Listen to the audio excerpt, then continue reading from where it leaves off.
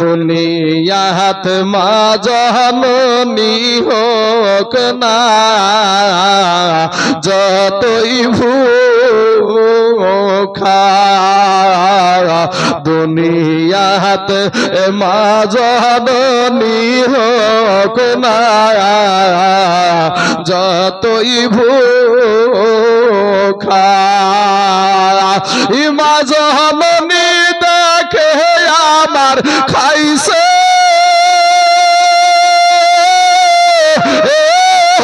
আমার কাহারে, আমি অনেক দিন হই মায়ের মুখ দেখি না। ইসলাম গ্রহণ করার জন্য একজন সাহাবীকে মায়ে মারছে, ছুটে গিয়ে নবীকে বিচার দিচ্ছেন, ইয়া রাসূলুল্লাহ আমার মা জননী আমাকে মারছে কেন? ইসলাম কবুল করার জন্য, আপনার পাশে সোহবতে আসার জন্য আমার মা মারছে। বলছে এখানে আমার কিছু করার নাই, এখানে আমার কিছু করার নাই। এবার নবীকে বলছেন, ইয়া রাসূলুল্লাহ আপনি এটা তো করতে পারেন, আমার মায়ের জন্য একটু হেদায়েতের দোয়া করেন তো নবী। এবার আমার নবী করলেন গিয়ে হাত উঠালেন, আর এইদিকে সাহাবী দৌড় ধরেছে, এত জোরে দৌড়ছে তো পাশে সাহাবী যারা রাস্তায় আছে ওরা বাবাজি ওর জামাটাকে টেনে ধরছে, ছিঁড়ে ছুটি নিয়ে ছুটছে। বলে তুমি ছুটো কেন? বলে আমি আল্লাহর নবীকে আমার মায়ের জন্য দোয়া করতে বলেছি, আমি আগে গিয়ে আমার মায়ের কাছে পৌঁছাই না নবীজির দোয়া আল্লাহর কাছে তাড়াতাড়ি কবুল হয় সেটা দেখার জন্য আমার মায়ের কাছে আমি ছুটছি। জোরে বলেন সুবহানাল্লাহ।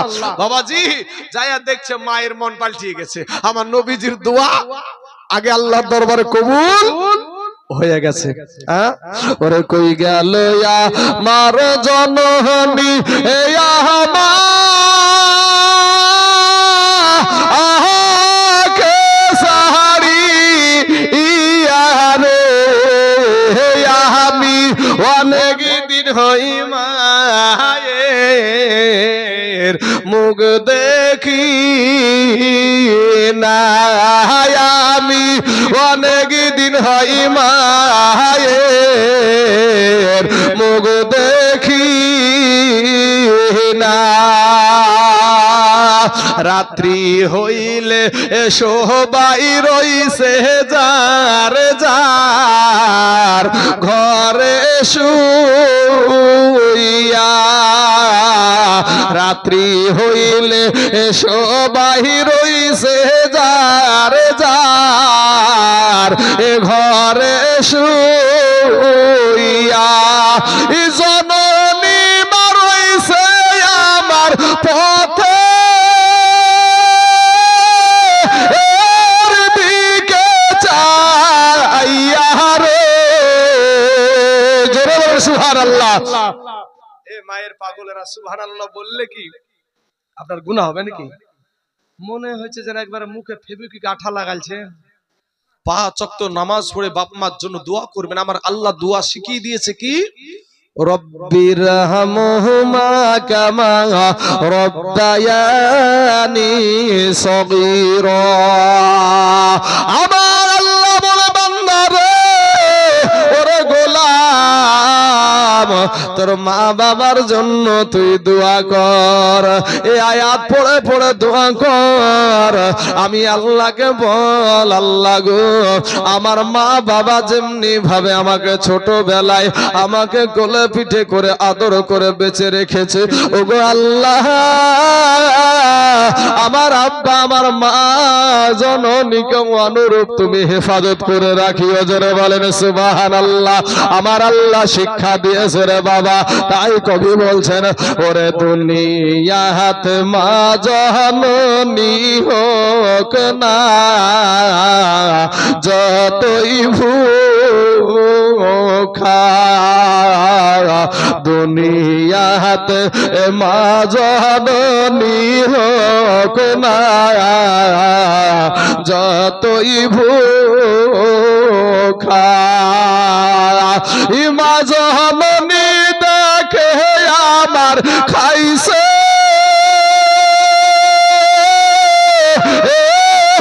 আমার কাহারে, আমি অনেক দিন হই মায়ের মুখ দেখি না। বা আর একটা জিনিস আপনাদের কাছে জানবো, সব বাড়িতে সব সময়তেই যে খাবার থাকবে এটাও কোনো কথা না, তাই না ভাই? সব সময় যে খাবার থাকবে, কিছু সময়ের জন্য খাবার ফুরিয়ে গেছে বা হালকা আছে, বাপ মা দেখছে যে আমরা যদি খাই তাহলে সন্তান খেতে পাবে না, সন্তান খেতে পাবে না। কিন্তু বাবা ভাই গো, এই মুহূর্তে বাপ মা খায় না সন্তানকে খাওয়াই। কি বলেন গো, কি বলেন? সন্তানকে খাওয়াই। সন্তানকে খাওয়াইতে পারলে বাপ মা খুশি হয়, সন্তানকে খাওয়াইতে পারলে আর বাপ মা খুশি হয়। আর বাবাজি এখন এই পরের বিটি কাল ভাগানির পাল্লাই পড়িয়ে, আরে বাবারে ওর শাশুড়িটাই ওর মা হয়ে গেছে।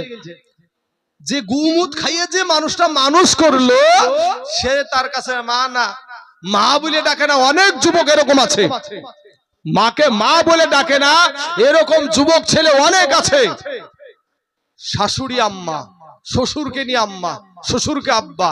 নিজের আব্বা জন্মদাতা পিতা বৃদ্ধ হয়ে গেছে, চুল পেকে গেছে, খাটতে পারছে না, 10 টাকা দিয়ে একটা চা খেতে মন চাইছে। বাপটা যে পকেটে টাকা নাই, আমার বাপের পকেটে যে টাকা নাই, আমি আমার বাপের 50টা টাকা আমি ধরে দিই। এইরকম অভিজ্ঞতা ছেলে অনেক ছেলের নাই। আল্লাহ এই সমস্ত যুবকদেরকে হেদায়াত দান করুক, সবাই বলেন আমিন। বাবাজি আমার সোনা মানিকেরা, ও যুবকেরা, আপনাদেরকে বলি বাপ, আজ আপনারা দুনিয়া দুনিয়া করছেন তো ভাই গো, কাফা বিল মাউতি ওয়া ইজান, মরার আগে মইরা দেখেন। এটা এক্সাম্পল স্বরূপ আপনাদেরকে বলি, বুঝানোর জন্য কথাটা বলছি। মরার আগে মইরা দেখেন কেমন জিনিস বাবাজি। তো মরার আগে আবার মরবেন কি করে? মরার আগে আবার মরা যায় নাকি? হ্যাঁ, তো এক মৌলভী সাহেব বাবাজি, 2 ভাই, ছোট ভাই মৌলভী চাচা, ছোট ভাই মৌলভী, আর বড় ভাই হলো গৃহস্থ মানুষ, টাকাওয়ালা মানুষ, একেবারে কোটি টাকার মালিক। বাড়ির আঙ্গিনায় বসে পালাঙ্গা যেটাকে বলা হয়, তো এই পালাঙ্গায় বসে ঠ্যাঙের উপরে ঠ্যাং তুলি দিয়ে বলে, আমার যা আছে এই রানীতলাতে কারো নাই, আমার যা আছে এই রানীতলাতে কারো নাই। এই প্রত্যেকদিন বৈকাল বেলাতে জিকির ধরে। এবার মৌলভী সাহেব শুনতে শুনতে কতদিন উত্তর তো একদিন দিবে। মৌলভী সাহেব যে, বড় ভাই আমি চিন্তা করে দেখেছি যে তোমার এই দুনিয়াতে কিচ্ছু নাই, এই কোটি টাকার মালিকের মেজাজ গরম। হ্যাঁ, আরে তোকে আমি মৌলভী বানানো না ব্যাককল বানানো? আরে আমার গোডওয়ানের যে পাট গুলো আছে, এই এত পাট এই গোটা রানীতলা বাজারে আছে। আমার পুকুরে যে জমিগুলো আছে, পুকুরে যে মাছগুলো আছে, এত মাছ এই গোটা রানীতলার এলাকার লোকের আছে। এই দিকে বাবাজি এক এক করে বলতে বলতে বলতে বলতে তখন বলছে যে, মৌলভী সাহেব বলছে, বড় ভাই তুমি আমাকে ব্যাককল বললে, পারলে একদিন তোমাকে বুঝাবো, দাঁড়াও সুযোগ পাই। 2 ভাই গেলছে আপনার মাঠে। মাঠে যাওয়ার পরে 2 ভাইয়ের মধ্যে মৌলভী সাহেব বলছে, বড় ভাই একটা কথা বলবো শুনবা? তো বলে কি কথা বল। এবার তখন বলছে, ভাই তোমাকে আমি যে কথাটা বলবো সেটা কিন্তু তুমি মানা লাগবে। তো হ্যাঁ মানবো, বল। তো বলছে, তুমি এখানে শুয়ে যাও, তোমার গায়ে আমি একটা চাদর দিয়ে দেবো, মুখটুক ঢাকিয়ে দেবো, ঢাকিয়ে দিয়ে তোমার পাশেই বসে কাঁদবো যে আমার ভাইকে সাপে কেটেছে, মরে গেছে গো, তোমরা এসো গো, দৌড়ো গো, আসো গো, আমার ভাইকে বাঁচাও গো। এই কান্না করবো। বলে কি হবে? কি হবে সেটা তুমি পরে বুঝো, কি হবে সেটা পরে বুঝো। এখন বাবারা, ওরে আমার ভাই জানে রে, মরার আগে মইরা দেখো রে বাবাকে, আপনার আপন কে আপনার পর আপনি বুঝা যাবেন রে যুবক। ও ভাই জান, মৌলভী সাহেব কান্না শুরু করে দিয়েছে। কি কান্না শুরু করেছে? এটাই বলছে, ওগো কে আসো গো দেশের মানুষেরা এসো, আমার বড় ভাই কোটি টাকার মালিক, আমার ভাই জানকে সাপে কেটে মাইরা নিয়েছে, আমার ভাইকে কেউ বাঁচানোর চেষ্টা করেন। সবাই ছুটে আসলো বাবা। এরপর বড় বেটা ম্যানেজার, বাবা ব্যাংকের ম্যানেজার, ও ব্যাংকের ম্যানেজারও চলে আসলো। ছোট বেটা চাকরি করে, মাস্টারি করে, এই মাস্টার বেটাও চলে আসলো। মেয়েরা চলে আসলো, বিবি চলে আসলো বাপ। এমন সময়তে বড় বেটা একটা ডাক দিয়ে বলছেন, চাচা মৌলভী সাহেব, ও চাচা, চাচা গো, আমার আব্বা জানের চেহারা খানা একটা বার দেখাও গো চাচা। মৌলভী সাহেব দেখছে যদি মুখখানা যদি বের করে দি, আমি যে আমার ভাইয়ের যে দুনিয়াতে কিচ্ছু নাই এটা কেমন করে বুঝায়। এটা তো বুঝে ফেলবে, এটা তো জেনে ফেলবে, এর কারণে এটা করা যাবে না। কালেমার ভাইয়েরা, এগো আমার মুসলমান বাবাজির, আমার সোনা মানিকেরা, ওগো আমার আব্বা জানেরা, ওগো আমার পর্দার আড়ালের মা খালা, শুনে জানা যে রাতের বেলা মা গো এই দুনিয়াটা কিছুই না রে মুমিন। এবার মৌলভী সাহেব বলে ওরে বেটা, তোমার আব্বাকে এমন একটা সাপে কামড়িয়েছে, তোমার আব্বার শরীরে যার হাতে স্পর্শ লাগবে তার হাতি বিষ লেগে যাবে, সেও মারা যাবে। বড় বেটা ডাক দিয়া বলে মৌলভী সাহেব চাচা গো, তাহলে দেখার কোনো দরকার নাই, যদি জানাজা করার দরকার হয় জানাজা কইরা নেন, আমার অফিসে কাজ আছে। বাপ কি শুনছে না? বাপ তো শুনছে নাকি? আসলে তো বাপ মরেনি। হ্যাঁ, ওর যে দুনিয়াতে কিছু নাই এটা বুঝানোর জন্য এটা করেছে, ওকে বুঝানোর জন্য এইটা করেছে।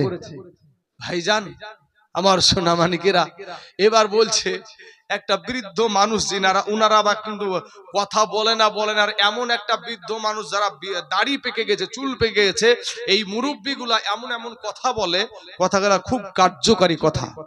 এক তিন মাথা হয়ে গেছে, মুরব্বি উঠে বলছে দেখো রুঝা যদি লিয়াসা যায়, বিষ ঝাড়া রুঝা, ও রুঝা যদি লিয়াসা যায় তো নিমের ডাল দিয়ে রুঝা ঝাড়িয়ে ফেলবে। আমাদের দেশে ছিল বাবাজি, আমার দাদু ছিল মেন, হ্যাঁ, এই বিষয়ে তোরা ঝাড়তুক দেখতুক আমরা, হ্যাঁ, খুব মজা লাগতো শুনতে। এই ভাবু ধরতো ওই নাহাম নাহাম ওই নাহাম জারুয়া বিশিরে নাহাম হাসিতে খেলিতে আজিকার আহা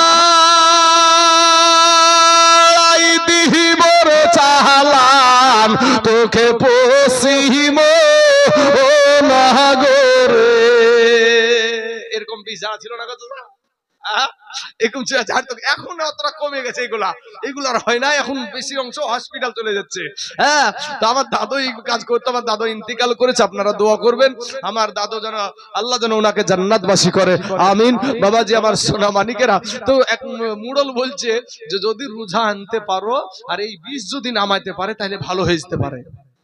মৌলভী সাহেব চিন্তা করছে আমি তো ভাইয়ের যে কিছু নাই এটা বুঝানোর জন্য এই করেছি, এখন রোজা আনতে যেতে হবে, তো বলে থাক আমার ভাই এখানে থাক, আমি যাচ্ছি রোজার কাছে। রোজার কাছে যায় বলছে রোজা সাহেব গো, ও গো রোজা সাহেব, ও কবিরাজ ভাই শুনেন, আমার ভাই এই দুনিয়াতে এসেছে, আমার ভাই এই দুনিয়া থেকে একদিন চলে যেতে হবে। ও ভাই রোজা সাহেব, আমার ভাইয়ের যে এই দুনিয়ার জমিনে কিচ্ছু নাই, এটা আমার ভাইকে বোঝানোর জন্য আমি এই কাজটা করেছি।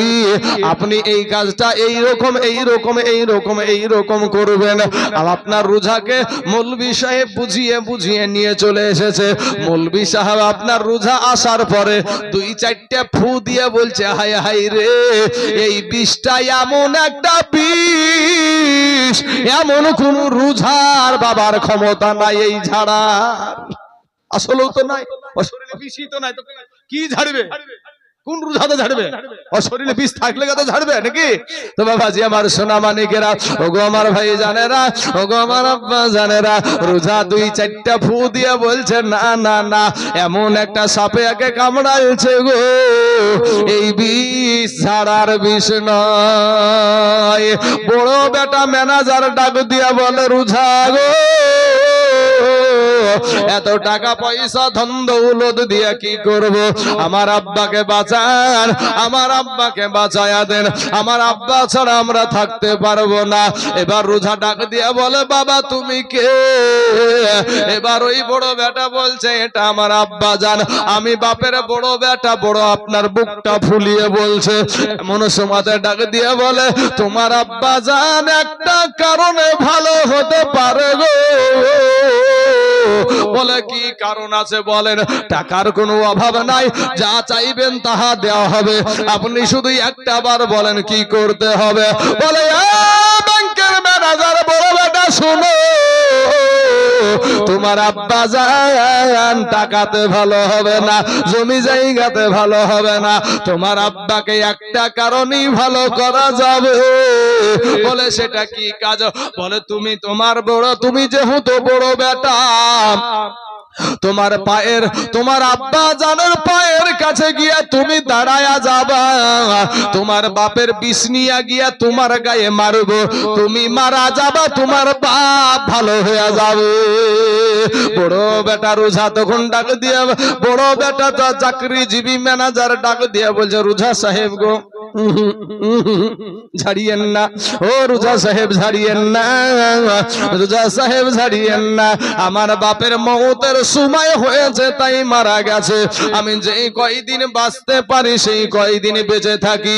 এবার ছোট বেটার ওই একই কথা, বিবি একটা ডাক দিয়ে বলে, রোজা গো আমার স্বামীকে বাঁচান, আমার স্বামী ছাড়া আমার দুনিয়ার জমিনে কেউ নাই, আমি স্বামী ছাড়া বাঁচবো না। বলে তাই নাকি? বলে হ্যাঁ। বলে তাহলে আপনি আপনার স্বামীর পায়ের কাছে গিয়ে দাঁড়ান, আপনার স্বামীর বিষ নিয়ে গিয়ে আপনার গায়ে মারবো, আপনি মারা যাবেন, আপনার স্বামী ভালো হয়ে যাবে। বিবি ডাক দিয়ে বলে, রোজা না রে রোজা না, ছাইড়ো না ছাইড়ো না, ওর মরার টাইম হয়ে গেছে তাই ওকে সাপে কামড়াইছে, নাইলে মৌলবীকে থুইয়া ওকে কেন কামড়াইলো? আমার যে কদিন বাঁচার টাইম আছে বাঁচি। বিবিও রাজি না, বলেন তো এই কোটি টাকার মালিক চাদরের তলা থেকে শুনছে না? শুনছে না? শুধু শুনে না গো চাচা, চোখ দিয়ে পানিও ঝরনয়নে ঝরছে। হাইরে তোদের জন্য কতই না কষ্ট করেছি, তোদের জন্য কতই না মেহনত করেছি, আজ তোরা কেউ রাজি না, তোরা কেউ রাজি না। একটা ডাক দিয়া বলছে, এবার রোজা ডাক দিয়া বলে, মৌলভী সাহেব গো কেউ তো রাজি হলো না, আর কেউ আছে নাকি? মৌলভী একটা ডাক দিয়া বলেন, রোজা গো আর একজন ব্যক্তি আছে গো, সেটা আর কেউ না, সেটা হলো আমাদের জনম দুঃখিনী মা। জোরে জোরে বলুন না একবার সুবহানাল্লাহ। রোজা বলে ঠিক আছে মাকে নিয়ে আসেন। বলে মা আসতে পারবে না, বিছানাগত হয়ে গেছে, তা সে আর চলাফেরা করতে পারে না। রোজা বলছে, মৌলভী সাহেব নিজস্ব কিছু মানুষ নিয়ে যান, দুই একজনা যান, যাওয়ার পরে আপনার মাকে কোলে করে নিয়ে আসেন। এবার বাবাজি ওই মৌলভী সাহেব চলে গেল মায়ের কাছে, গিয়ে দেখছে জনম দুঃখিনী মা গো। বেটার ওই খবর শোনার পরে বাবা, মা জননীর চোখ দিয়ে বাবা বে বে বে বে বে পানি পড়ে, মা জননী বালিশ ভিজায়া ফেলেছে। মৌলভী একটা ডাক দেয়, মা গো আর কাঁদতে হবে না মা, তোমার বেটা ভালো হয়ে যাবে। মা একটা ডাক দিয়া বলে, মৌলভী বেটা রে, ও বেটা আমার বেটা ভালো হবে সত্যি বলছো? বলে মা তবে শর্ত হলো তোমাকে যাইতে হবে। মা একটা ডাক দিয়া বলে, মৌলভী বেটা রে আমি তো যাইতে পারবো না, আমাকে তোমরা নিয়ে চলো। এবার মা জননীকে বাবা নিয়ে যাচ্ছে, দূর থেকে একটা ডাক দেয়, বেটা রোজা রে ও বেটা রোজা যাস না রে বেটা, যাস না, আমি মা জননী এসেছি, আমি মা এসেছি রে বেটা, যাস না।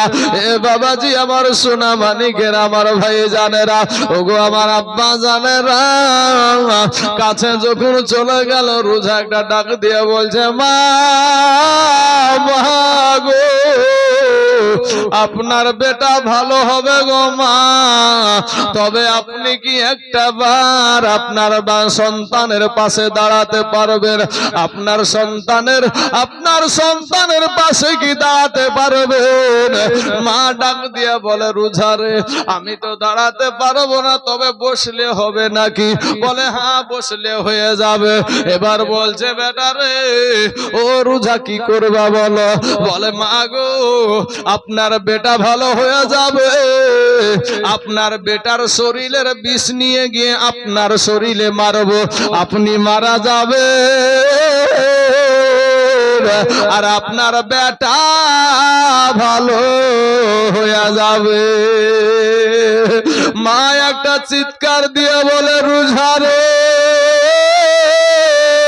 ওরে রোজা দে দে, যত বিষ আছে আমার সন্তানের শরীরের সমস্ত বিষ আমি মা জননীর কলে যাই দে। রোজা একটা ডাক দিয়ে বলে, মা গো কেউ তো রাজি হলো না মা, আপনি কেন রাজি হলেন? মা একটা ডাক দিয়া বলে, বেটা রোজা রে এটা আমার বড় সন্তান, প্রথম কারো সন্তান রে রোজা। এই বেটা যেদিন আমার পেটে এসেছিল ওই দিন থেকে আমি একটা দিন সুখের খাবার খেতে পারিনি। আমি মা জননীর পেটে খাবার যেত না, আমি বমি করে সেটাকে উঠায়া ফেলতাম, শরীরগুলো আবার চুলকিয়ে ঘা করে ফেলেছিলাম, স্বামীর বিছানা ছেড়ে দরজা ধরে দাঁড়িয়ে দাঁড়িয়ে রাত কাটায়া দিতাম। এত কষ্টের সন্তান গই আমার, এই বেটা যেদিন দুনিয়ার জমিনে আসবে 3 দিন আগে থেকে আমার যন্ত্রণা বেদনা, প্রথম দিনের ব্যথা আমি লজ্জায় কাউকে বলতে পারিনি, দ্বিতীয় দিনের ব্যথা